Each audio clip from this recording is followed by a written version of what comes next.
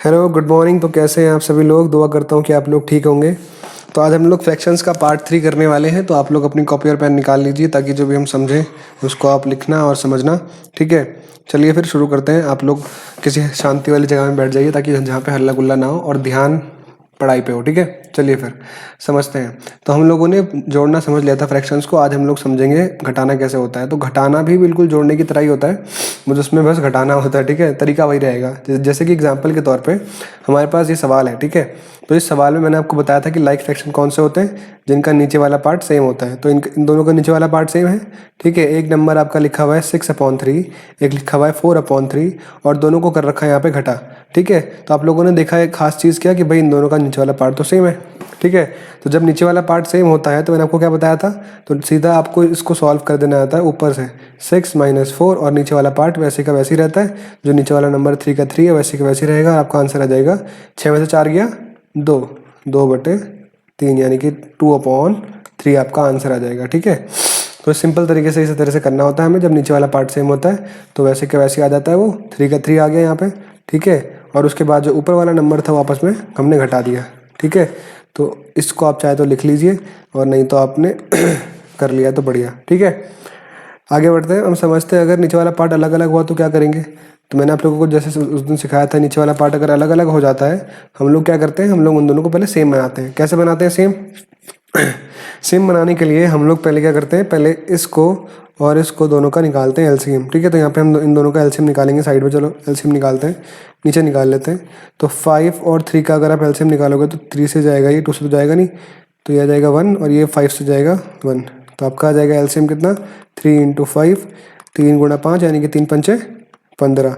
आपका एलसीएम जब 15 आ जाएगा तो क्या करोगे, अब आप चेक करोगे कि 5 के महाल में क्या 15 आता है, 5 के टेबल में 15 आता है, 5 के टेबल में 15 आता है। कितने सा? 5 के टेबल में 15 आता है 3 सा। तो इसको गुणा करोगे 3 से, उसको भी गुणा करोगे 3 से। अब चेक करोगे 3 के महाल में क्या 15 आता है, तो 3 के महाल में भी 15 आता है। कितने में? 5 पे। तो 3 पंचे ऊपर भी और नीचे भी। ठीक है, इस तरीके से आपका नंबर जो है चेंज हो जाएगा। अब ये आ जाएगा आपका 2 × 6। ठीक है, और ये आ जाएगा आपका 5 × 15, ये आ जाएगा आपका 1 पंचे 5 और ये आ जाएगा आपका 3 पंचे 15।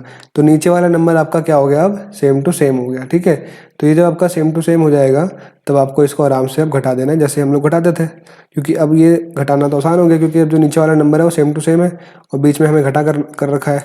देख रहे हो यहाँ पे बीच में क्या कर रखा है, घटा। तो हम क्या करेंगे, इसको आराम से घटा लेंगे। कैसे? 15 का 15 आ जाएगा नीचे वैसे का वैसे ही। ठीक है, और 6 में से 5 घट जाएगा तो ये आ जाएगा आपका 1। तो आपका आंसर आ जाएगा 1/15।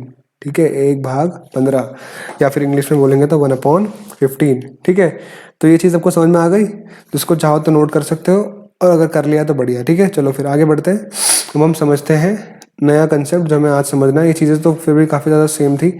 अब आज हमें समझना है कि गुणा किस तरह से किया जाता है। ठीक है, मल्टीप्लिकेशन किस किस तरह से किया जाएगा भिन्नों का। ठीक है, तो मल्टीप्लिकेशन को हिंदी में गुणा कहते हैं और इंग्लिश में गुणा को मल्टीप्लिकेशन कहते हैं। ठीक है, तो ये आज हम समझेंगे कि फ्रैक्शन नंबर को कैसे आपस में मल्टीप्लाई किया जाता है। चलिए फिर समझते हैं। मान लीजिए मैंने आपको एक फ्रैक्शन नंबर दिया 4/2। ये एक फ्रैक्शन है 4/2, है कि नहीं? ऊपर नीचे करके नंबर लिख रखे हैं तो फ्रैक्शन में तो है। अब ये 4/2 को मैंने आप लोगों को बोला गुणा कीजिए 3/5 के साथ में। तो इसका तरीका बहुत सिंपल होता है, आप लोग पहले सुनना तब लिखना। ठीक है, इसका तरीका ये होता है, ऊपर वाला नंबर को ऊपर वाले नंबर से गुणा कर दो तो 4 × 3 कितना आ जाएगा, 12, और नीचे वाले को नीचे वाले से कर दो, 2 पंचे कितना आ जाएगा, 10। तो ये आपका सिंपल सा हो जाता है आंसर, खत्म। ठीक है, तो गुणा करना बहुत आसान है।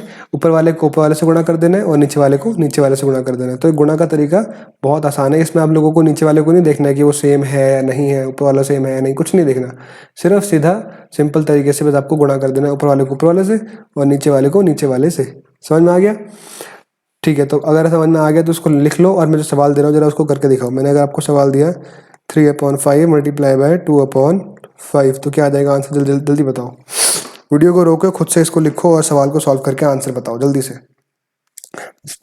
कर लिया? कर लिया तो बताओ, जिन्होंने नहीं करा खुद से चेक करो। ठीक है, तो जरा जिन्होंने कर लिया चेक करो अपना आंसर। तो ये हो जाएगा आपका 3 × 2 = 6, सीधे सीधे मल्टीप्लाई होगा, ऊपर वाला से, नीचे वाला नीचे वाले से। 5 × 5 = 25।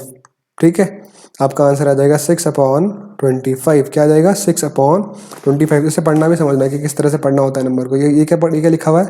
12/10। ये क्या लिखा हुआ है? 4/2। शाबाश। ये क्या लिखा हुआ है? 3/5। ठीक है, चलो बढ़िया। तो ये आप चाहो तो नोट कर सकते हो, और अगर कर लिया आपने आप तो बढ़िया। ठीक है, अब हम बढ़ते हैं आगे। अब हम समझते हैं कि किस तरीके से हमारे पास और सवाल बनते हैं इसके। देखो, एक सवाल इसमें इस तरीके से भी बनाया जाता है कि नीचे आपको कुछ नंबर ही ना दिया जाए। ठीक है, ऐसे 14 को गुणा करने के लिए बोला गया 2/7 से, यानी कि 2/7 से। तो 14 को जब हम मल्टीप्लाई करेंगे 2/7 से, तो उसका तरीका क्या होगा? तो आप लोगों को एक चीज़ हमेशा ध्यान रखनी है कि किसी भी नंबर के नीचे अगर कुछ लिखा हुआ नहीं है ना, किसी भी फ्रैक्शन नंबर, किसी भी नंबर के नीचे अगर कुछ भी नहीं लिखा हुआ है, तो वो उसके नीचे हमेशा 1 रहता है। ठीक है, क्या रहता है? 1 रहता है। तो यहाँ 14 के नीचे कुछ नहीं लिखा हुआ है, तो यहाँ पे क्या है? 14 के नीचे, यहाँ पे 14 के नीचे 1 है, तो आप इसको 1 मानोगे और यहाँ पे 1 लगा दोगे इस तरीके से। ठीक है, कुछ भी अगर नंबर ऐसे अकेला लिखा हुआ है ना, 5 लिखा हुआ है अकेला, तो उसके नीचे 1 लगा होगा। 6 लिखा हुआ है अकेला, 1 रहेगा। 7 लिखा हुआ है अकेला, 1 रहेगा। तो जब नंबर के नीचे कुछ नहीं रहेगा लिखा हुआ, तो उसके नीचे क्या रहेगा? 1 रहेगा। ठीक है, तो अब आप लोगों के लिए आसान हो गया होगा। अब इसको आप इससे गुणा कर दो, ये हो जाएगा 14 दूनी 28। ठीक है, इसको साइड में आप करके चेक भी कर सकते हो। 14 2 इस तरह से भी आप कर सकते हो गुणा। 2 4 8 आ जाएगा, 2 1 2 आ जाएगा। ठीक है, तो यहाँ से भी आपका आंसर 28 आ जाएगा। और उसके बाद में 1 7 तो 1 को तो किसी से भी गुणा करो, 7 का 7 ही आता है कि नहीं? तो 1 7 7 आ जाएगा आपका। इस तरीके से आपका ये हो जाएगा सवाल कंप्लीट। ठीक है, तो दुआ करता हूँ कि आप लोगों को ये समझ में आ रही हो। अब आगे बढ़ते हैं। इसको नोट करना चाहो तो नोट कर सकते हो कि भाई किसी भी नंबर के नीचे अगर कुछ नहीं लिखा हुआ तो वहाँ पे 1 लिखा रहेगा। ठीक है, किसी भी नंबर के नीचे अगर कुछ नहीं लिखा हुआ है तो वहाँ पे 1 लिखा रहेगा। ठीक है, इसको अलग कलर से आप चाहे तो अपनी कॉपी में बना सकते हो कि यहाँ पे 1 रहेगा हमेशा। ठीक है, इस तरह से लिख लो, किसी भी नंबर के नीचे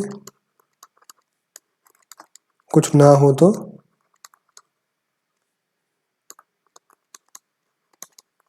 1 होगा।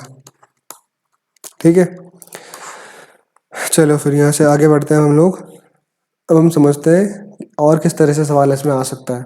एक सवाल इसमें इस तरह से भी आ सकता है कि आपको मिक्स फ्रैक्शन में करके दिया जाए। आप लोगों को याद होगा ये मिक्स फ्रैक्शन है।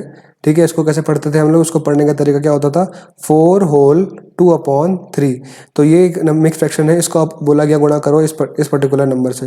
तो पहले आपको इस मिक्स्ड को बनाना पड़ेगा सिंपल।